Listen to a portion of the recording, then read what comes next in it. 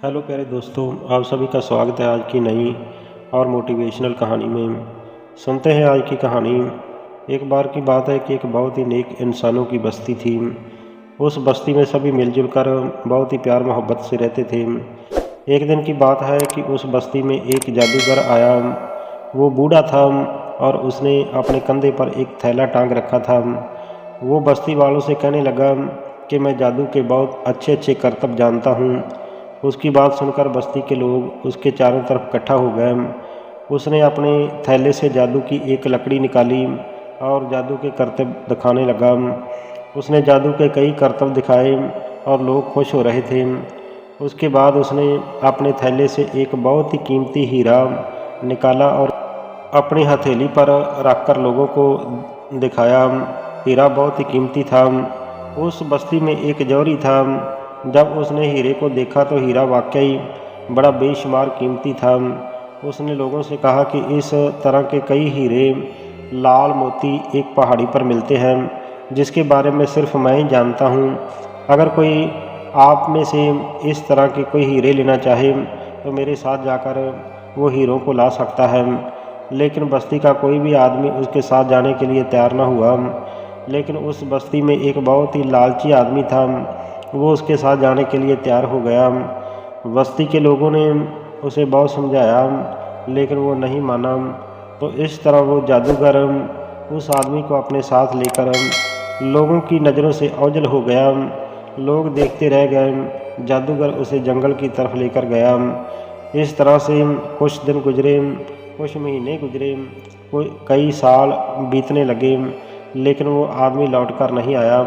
वो बस्ती वाले एक दूसरे से बहुत ही ज़्यादा प्रेम करते थे, प्यार मोहब्बत से मिलजुल कर रहते थे, इसलिए उनको बहुत ही दुख हुआ। उन्होंने इकट्ठे होकर ये सलाह की कि हम अपनी बस्ती के उस आदमी को ढूंढ कर लेकर आएंगे। हम उस जादूगर के ठिकाने का पता लगाएंगे और उसे छुड़वा कर लाएंगे। तो इसी तरह से वो अपनी सलाह को पक्की करके गांव के काफ़ी आदमी इकट्ठा होकर जंगल की तरफ चल पड़े। जंगल के अंदर पहुंचकर उन्होंने अलग अलग टोलियां बना ली और उसे ढूंढने लगे। सुबह से लेकर शाम तक वो उसे ढूंढ ढूंढ कर थक गए, लेकिन कोई भी उसका अता पता नहीं मिला। तो पता नहीं जादूगर उसे कहाँ लेकर चला गया। थक हार कर गाँव के आदमी कहने लगे कि अब वो हमें मिलने वाला नहीं है, इसलिए उसके लौटने की आशा हमें छोड़ देनी चाहिए। चलो पीछे लौट चलते हैं। लेकिन उन्हीं गांव वालों में से एक शिवा नाम का आदमी था, जो बहुत ही बहादुर, ताकतवर और दलेर आदमी था। वो कहने लगा कि आप सब जा सकते हो, लेकिन मैं तो उसे ढूंढ कर ही रहूँगा। गांव वालों ने कहा कि तुम अकेले उसे कहाँ ढूंढोगे? ये बहुत ही खतरनाक जंगल है। यहाँ खतरनाक शेर और ना जाने कौन कौन से खतरनाक जानवर रहते हैं, तुम्हें फाड़ कर खा जाएंगे। तो शिवा कहने लगा कि कोई बात नहीं, मैं अपने बचाव की पूरी कोशिश करूँगा। बस्ती के लोग उसे समझाते रहे, लेकिन वह उनके कहने में नहीं आया। तो आखिरकार उस बस्ती के बुजुर्गों ने उसे समझाया कि उन्होंने कहा कि बेटा अपना ख्याल रखना। और सभी लोग उससे मिलकर वापस अपनी बस्ती की ओर लौट गए। और शिवा गहरे जंगल में बस्ती के उस आदमी को ढूंढने के लिए निकल गया। तो शिवा जंगल में आगे ही आगे चलता गया। चलते चलते वो बहुत ही ज़्यादा थक गया। ऊपर से अंधेरा भी होने वाला था। तो एक दरख्त के नीचे वो बैठ गया, वहाँ पर लेट गया और लेटते ही उसे नींद आने ही वाली थी कि दरख्त के ऊपर किसी पंछी के पंख फड़फड़ाने की आवाज़ आई। उसने उस दरख्त के ऊपर देखा तो वहाँ पर एक बहुत ही बड़ा मुर्गा दरख्त की टाहनी पर बैठा हुआ था। वो मुर्गा कहने लगा कि आपने अच्छा किया कि आप सोए नहीं हो, अगर आप सो जाते तो आपकी जान को खतरा था। शिवा ये सब देखकर बहुत ही हैरान था कि एक मुर्गा इंसानों की भाषा कैसे बोल रहा है। शिवा ने कहा कि क्या तुम मेरी कोई सहायता कर सकते हो?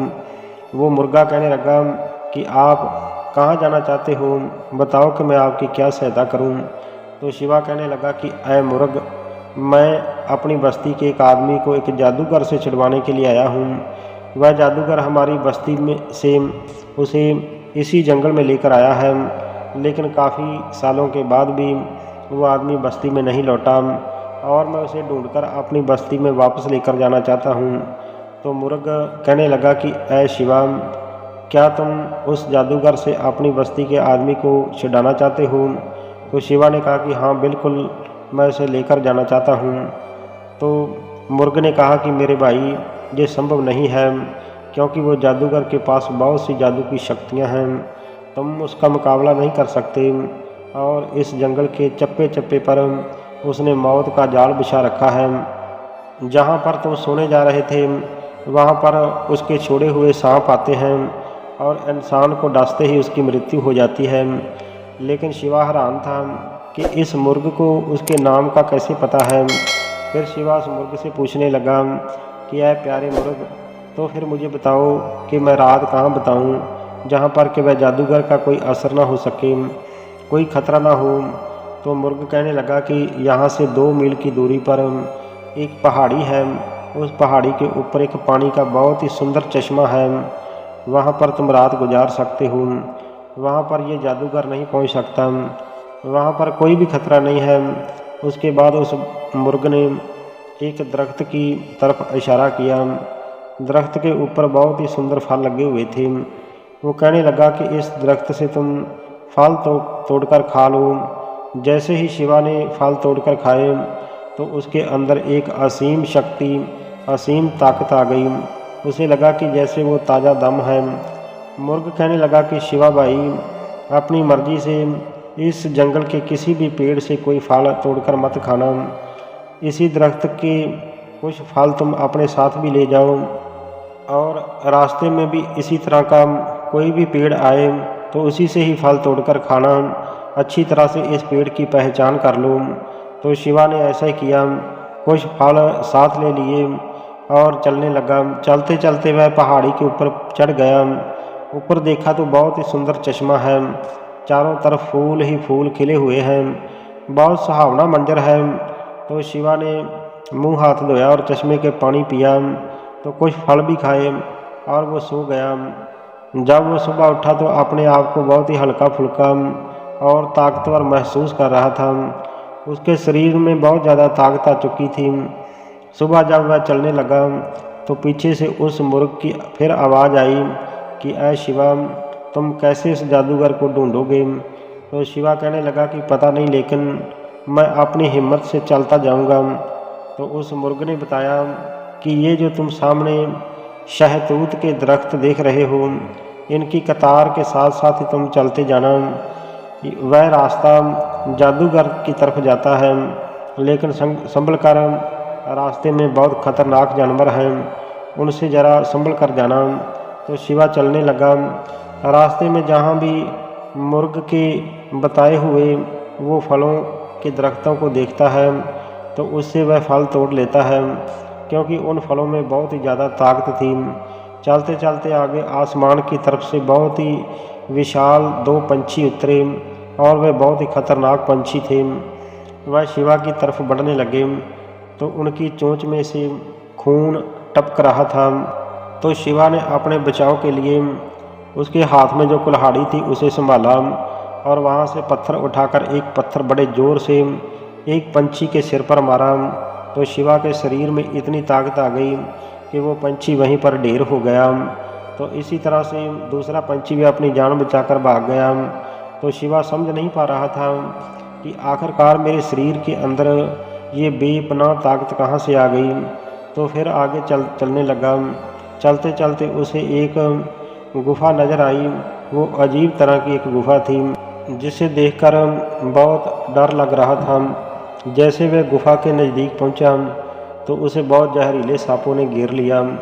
शिवा ने अपनी कुल्हाड़ी संभाली और उनसे काफ़ी सांपों को काट दिया। जब सांप काटे जा रहे थे तो जो दूसरे सांप थे वह सब देखकर भागने लगे, तो बाकी सांप अपनी जान बचाकर भाग गए। शिवा का रास्ता साफ हो गया तो शिवा गुफा की तरफ बढ़ने लगा। जब वो गुफा के अंदर गया तो वहाँ पर बहुत ही अजीब सा मंजर था। इंसानों की खोपड़ियाँ, इंसानों के शरीर के पिंजर वहाँ पड़े हुए थे। अंदर जाकर देखा तो जादूगर जड़ी बूटियों को खर्ल कर रहा था तो जब जादूगर ने शिवा को देखा, सोचने लगा कि एक इंसान यहाँ तक कैसे आ गया। वो अपने दिमाग में सोचने लगा कि हो सकता है कि ये भी कोई जादूगर हो, वरना किसी आम इंसान का यहाँ तक पहुँचना संभव नहीं है।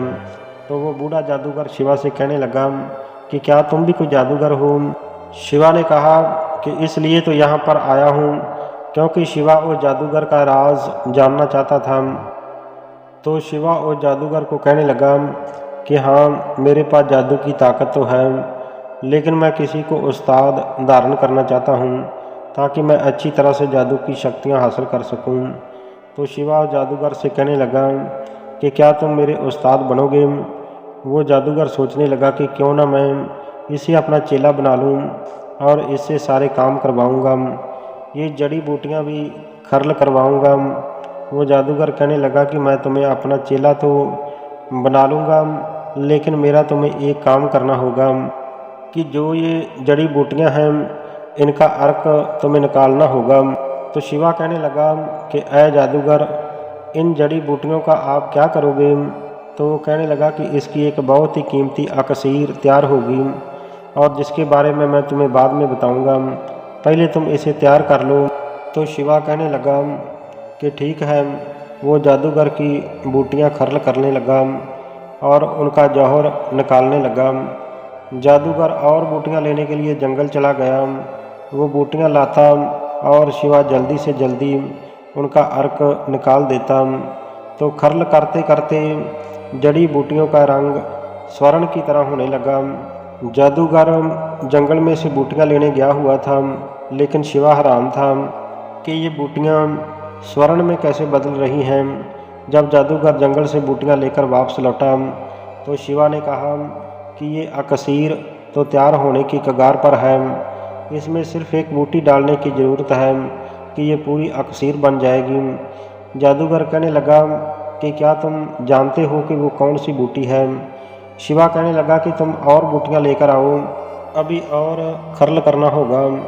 जादूगर कहने लगा कि ये स्वर्ण नहीं है, ये एक कीमती सुरमा बनेगा। तो शिवा समझ गया कि जादूगर कोई जादुई सुरमा तैयार कर रहा है। तो शिवा ने उसे कहा कि जल्दी बूटियां लेकर आओ। जादूगर फिर बूटियां लेने चला गया।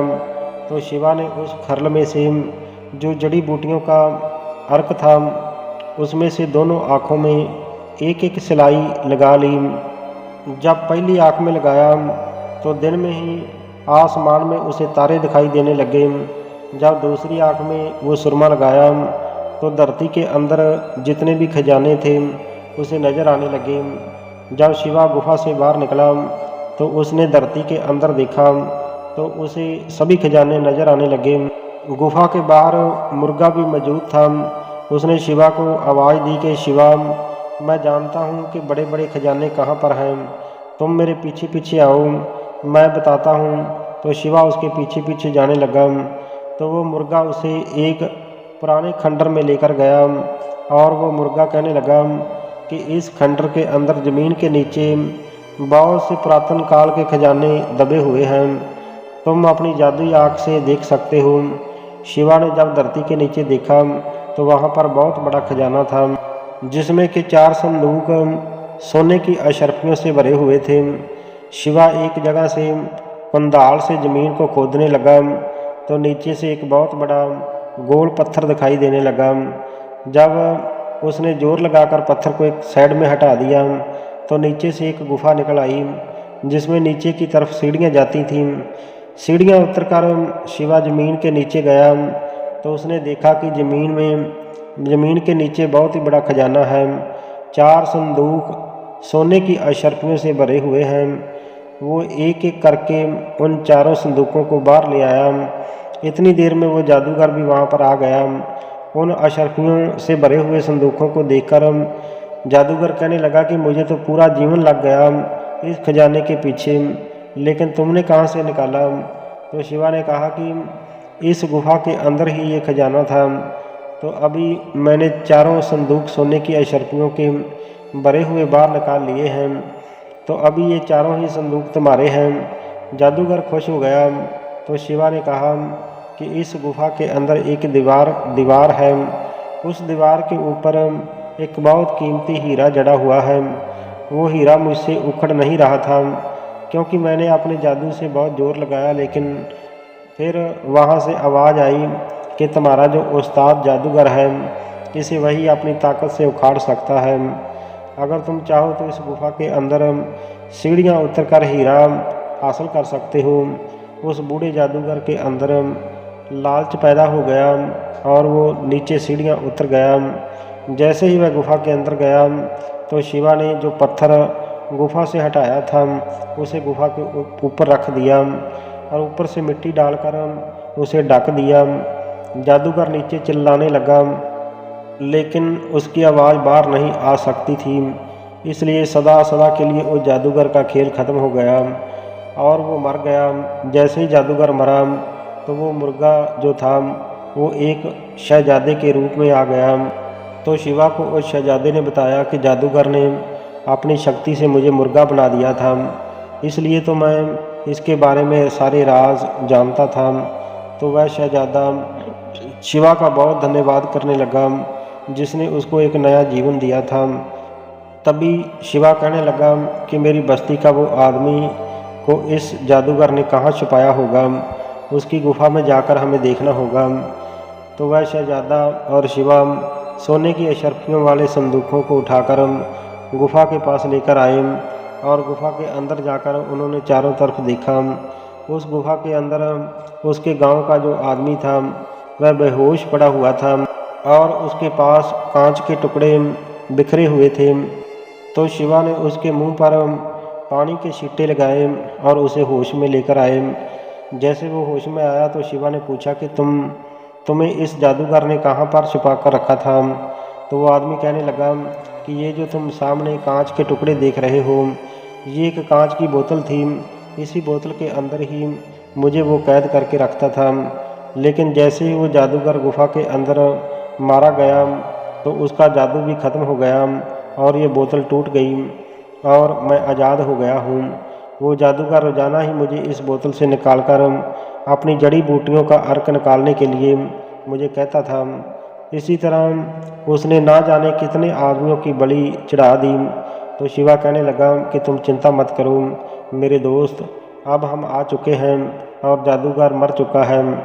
शिवा और उसके बस्ती का जो आदमी था और जो शहजादा था सोने की शर्फियों से भरे हुए संदूकों को अपने साथ अपनी बस्ती में लेकर गए। गरीब लोगों में शिवा ने दिल खोलकर अशर्फियाँ बांटी। शहजादे को भी उन्होंने कहा कि आप भी चाहो तो सोने की अशर्फियाँ ले जा सकते हो, लेकिन शहजादा कहने लगा कि नहीं, मैं तो एक देश के बादशाह का बेटा हूँ, मुझे सोने चांदी की कोई इच्छा नहीं है, अब मैं अपने देश को जा रहा हूँ। तो शहजादा शिवा और बस्ती वालों को मिलकर अपने वतन को चला गया। गांव के लोगों ने शिवा की बहुत प्रशंसा की, क्योंकि शिवा की वजह से ही बस्ती के एक आदमी को दोबारा नया जीवन मिला। तो ये कहानी यहीं पर समाप्त होती है।